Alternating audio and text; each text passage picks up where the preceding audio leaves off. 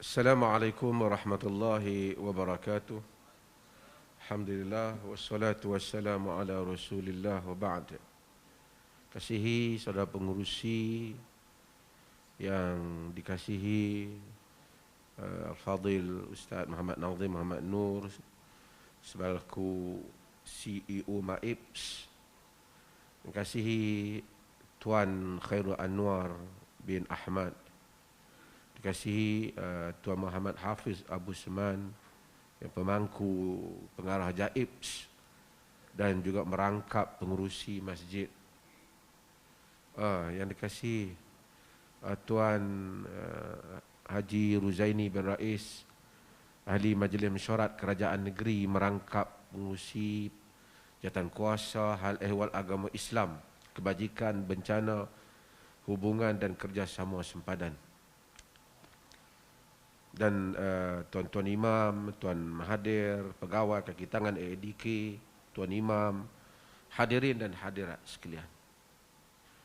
Saya tadi ini macam tak boleh nak mai. Saya rasa saya demam. Jadi saya takut nak mai. Saya test. Pukul 3, naik 1. Okey. Tapi seriau juga, ramai lagi kena orang lain. Nak keluar tadi, test lagi sekali. Naik 1 jugalah kan. Dia ingat kalau naik 2 tadi, tak main lah.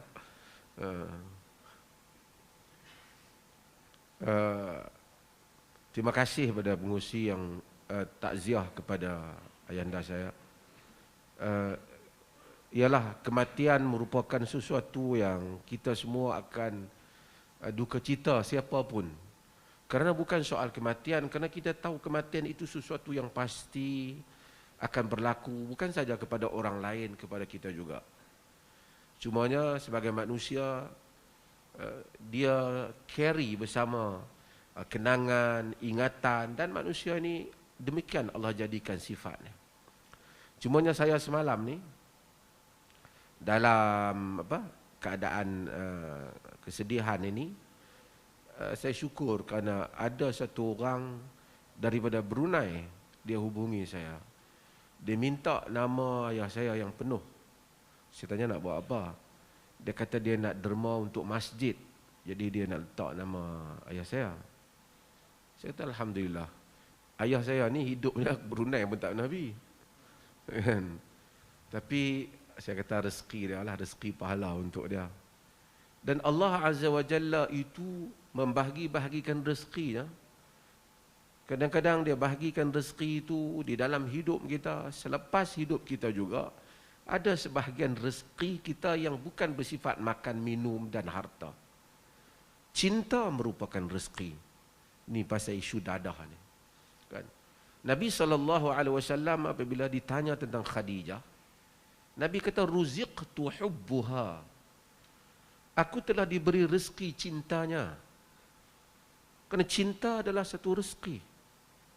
Ada orang dia ada harta, tetapi dia tidak ada cinta. Cinta anak-anak tak ada kat dia. Cinta isteri, cinta suami tak ada kepada dia. Saya tadi datang, dia orang ajak naik atas bas tu tadi. Melawat. Bas ni katanya di Malaysia ada 2 biji lah.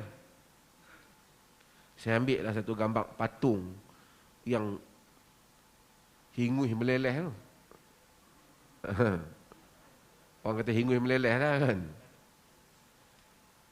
Pasal dadah lah, bukan pasal sesemua.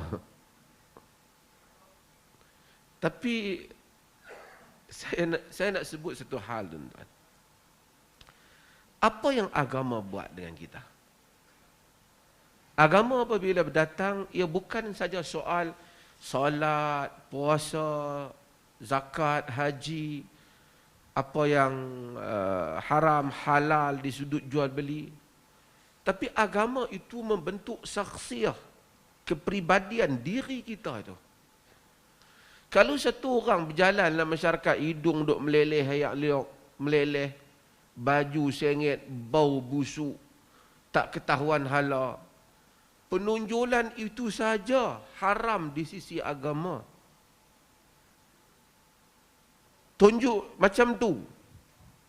Sebab Nabi SAW di dalam hadis yang diriwayatkan oleh Al-Imam Abu Dawud di dalam sunannya, diriwayatkan oleh An-Nasa'i dalam Al-Kubra, Nabi SAW kata, man labisa thawba syuhratin fid dunya albasahu Allah thawba madhillatin yaumal qiyamah. Siapa yang pakai thawba syuhrah, pakaian yang syuhrah.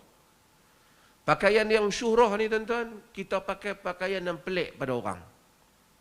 Ulama berbincang, di kalangan para ulama ada yang memakruhkannya, di kalangan mereka ada yang mengharamkannya jika sampai ke tahap tertentu. Walaupun kita pakai jubah.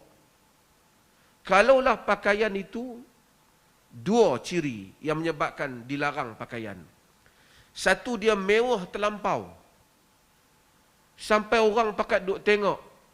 Dia kata, dia pakai pakaian yang yarfa'un nasu ilaihi absarahum. Orang pakat duk tengok, oh amboi sakan. Katakanlah orang semua pakai kot. Dia mai-mai, tengah-tengah hari lik-lik pakai kot dengan kot merah seluar. Pelik pada orang. Kita kata kat dia, awak pelik baju tu. Tutup aurat apa? Memang tutup aurat. Tapi dia pelik pada orang. Agama larang. Satu lagi pakaian yang dia panggil asyabul jiyad, pakaian yang elok tetapi menimbulkan pelik orang. Orang situ tak pakai pakaian tu. Satu lagi pakaian yang kita pakai tu ialah pakaian yang radiah. Pakaian yang teruk. Yang ni teruk ni maksud dia selekeh sangat. Masuk mai masjid, mai berjalan ke kampung, butang terbuka. Kasut tak pakai. Janggut berserabut. Dia kata, "Baby, janggut aku bukan janggut hangpa." Tapi agama tak bagi. Kerana ia mempunyai unsur yang menyebabkan satu mungkin kesombongan, bahagian yang pertama. Bahagian yang kedua iaitu yahqirun nas. Yahqiruhun nas. Manusia akan pandang dia lekeh.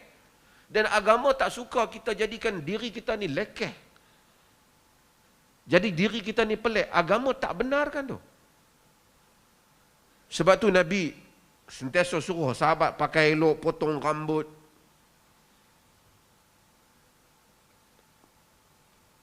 Ini agama.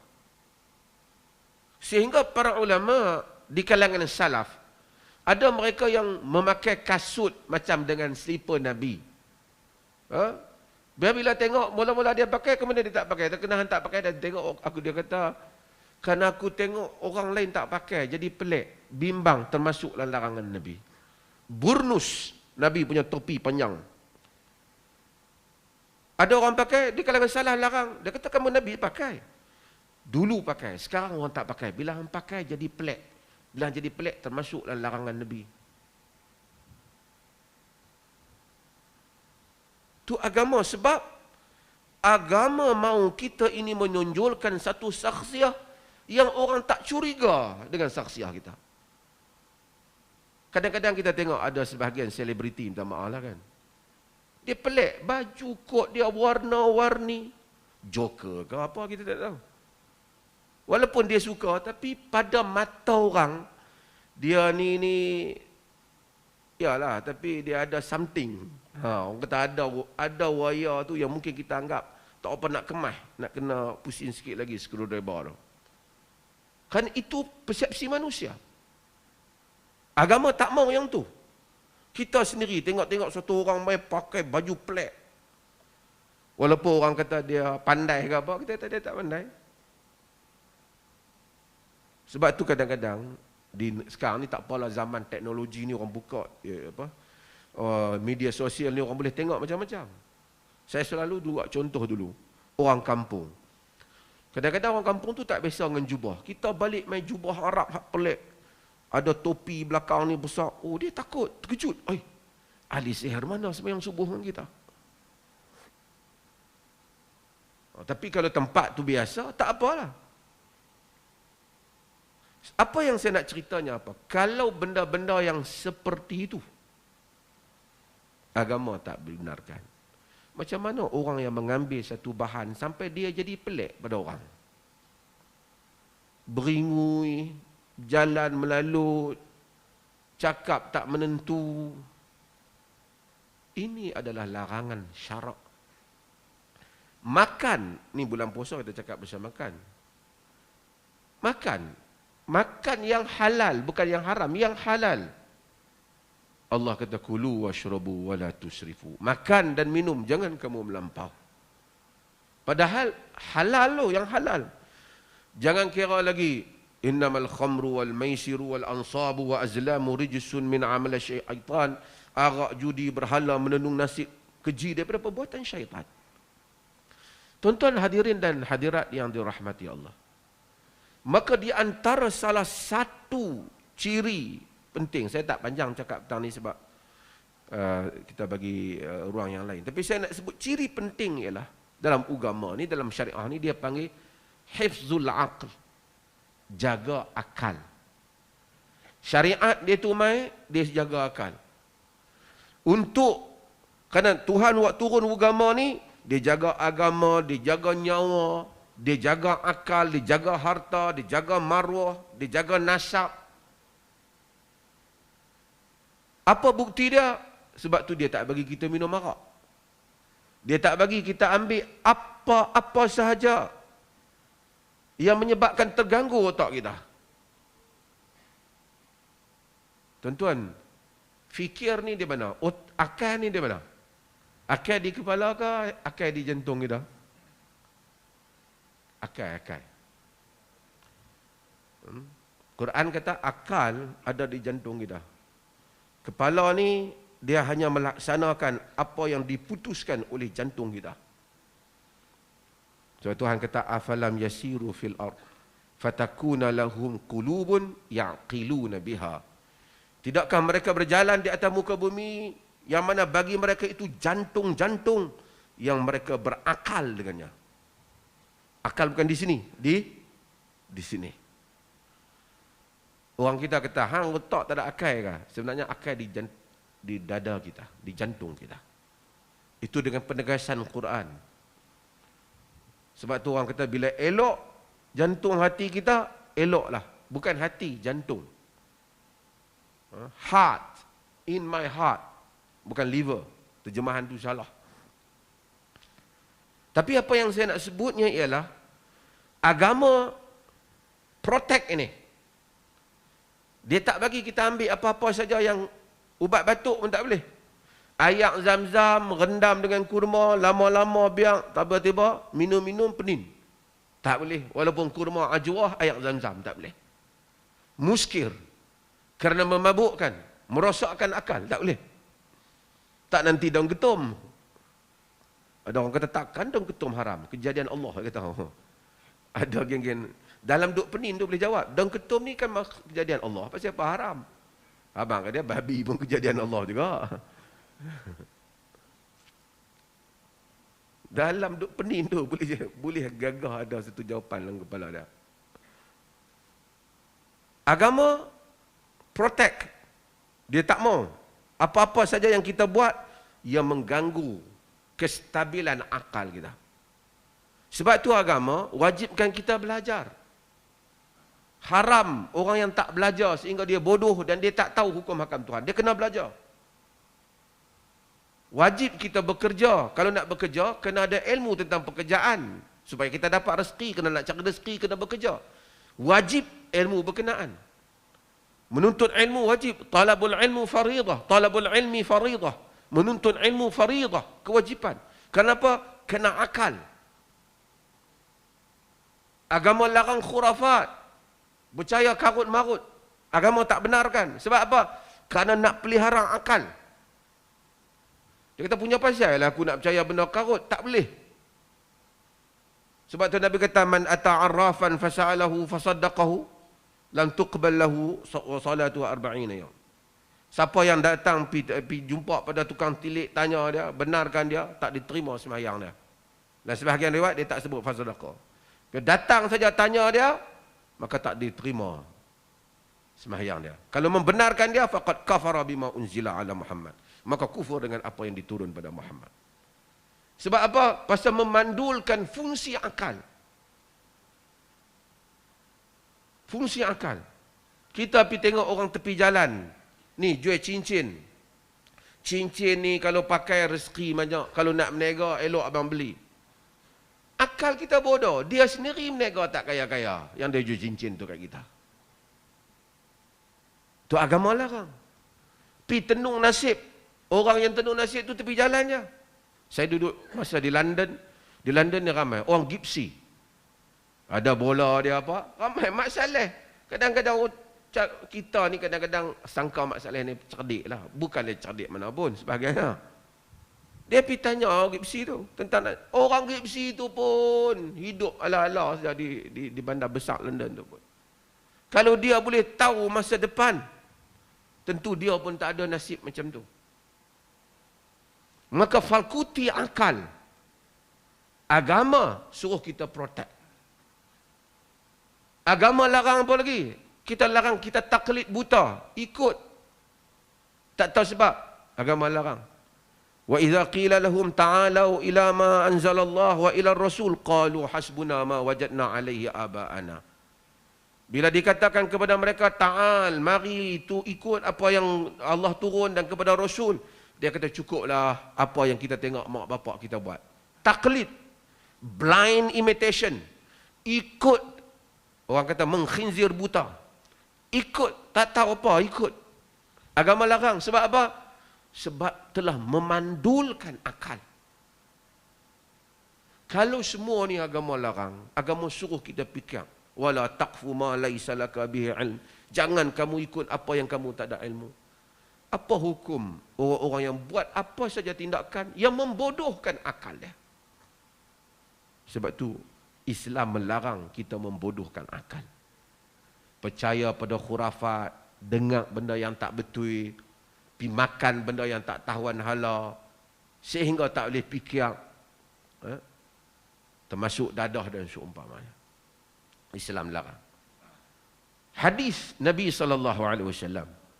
Hatta hadis, para ulama buat kaedah. Idza ra'aita hadis yukhaliful ma'qul, yunaqidul usul, yubayinul manqul, fa'lam annahu hadithul mawdu'.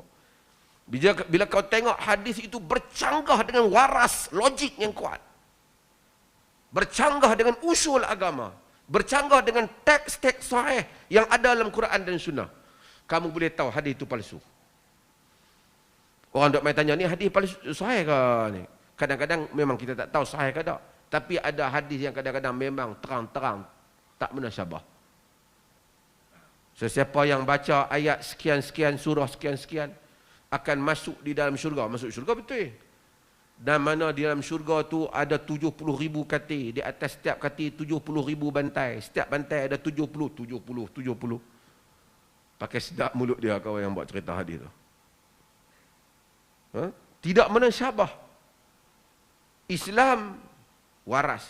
Sebab itu apabila tuan-tuan menganut agama Islam yang benar, penilaian kita waras, keputusan kita waras. Sebab itu wali ni bukan wali yang jadi wali anak perempuan. Dalam hadis disebut waliul mursyid, wali yang mursyid. Sebahagian riwayat. Sebab apa? Sebab dia boleh pertimbangkan. Kalau bapak tu pertimbangan tak betul, anak perempuan boleh bagi tahu, qadi, bapak saya tak layak jadi wali. Dia pun duk berdengung elok. Dan isteri sebahagiannya, dia kena tahu kalau suami dia ambil dadah, menjadi hak kepadanya untuk tuntut cerai kalau dia mahu. Kerana itu memudaratkannya. Dan dia tidak dianggap derhaka dalam agama. Bukan saja dadah. Kalau ikut fatwa kita, kalau suami merokok, dia tak tahan, tiap-tiap hari sedut asap rokok suami dah. Daripada dia sihat sampai tak sihat lah. Kalau dia tuntut cerai kerana suami memudaratkan, boleh tuntutan dia. Qadi mesti pertimbangkan. Tambah kalau ambil dadah, balik duk pukul orang. Pukul bini, pukul apa. Dan ini yang kita sebut lama dah. Mudah-mudahan diperoleh kita insya-Allah selesaikan hal ni. Bila tengok suami bahaya ambil dadah dah ada rekod pukul isteri dah, patutnya tak ambil masa lama untuk pisahkan mereka. Ramai jadi mangsa. Tika mana pukul isteri sampai cedera. Itu ada di Melaka, hamba tak bangun kan?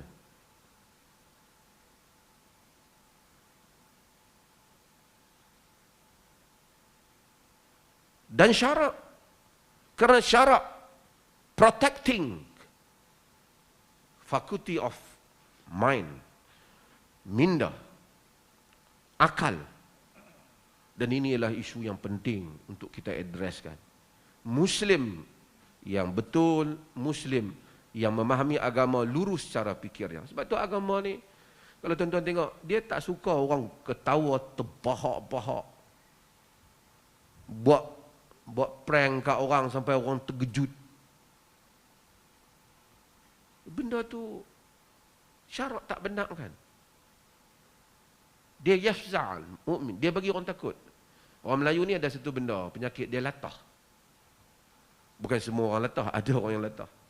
Kita tahu orang tu latah, kita duk pi main lagi dengan dia. Sehingga kadang-kadang dia buat benda-benda, dia pi pukul orang, dia terkejut dia pi buat benda-benda, dia mencarut. Orang yang mencetuskan itu, dia berdosa. Kerana dia memalukan orang tu. Kau ni bertindak luar daripada kawalan diri dia. Dan ini adalah hal-hal yang mustahak untuk kita tahu dan panjang lagi berhubung dengan penjagaan minda ni. Saya sebenarnya nak cakap 5 minit ni, dah lebih. Terima kasih banyak, mudah-mudahan majlis ini benar-benar memberi manfaat pada tuan-tuan sekalian. Dan juga terima kasih, saya juga mengalu-alukanlah kehadiran Tuan Huzaini dan majlis ini.